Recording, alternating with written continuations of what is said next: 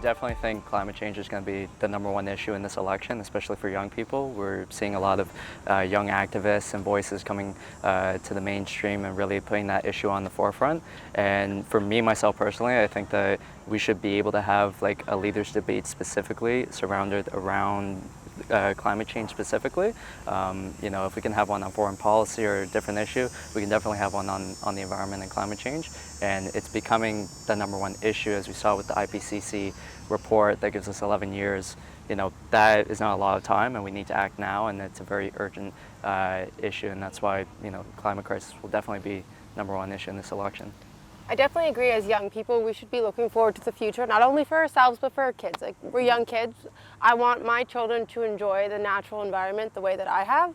So as a young person looking forward, the environment is definitely a top concern of mine, just not for my sake, but for the future generation's sake as well. So I'm actually really happy that it's becoming people are like increasing their awareness around the environment, and people are starting to vote off of that, which is really exciting.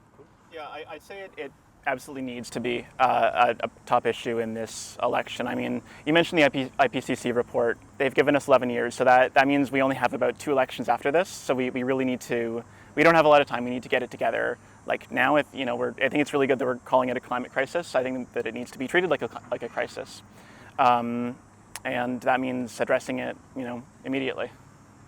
And personally, I think that it's no longer even a question about whether it's an issue or not. It's more so how big of an issue do you want to make it in this election?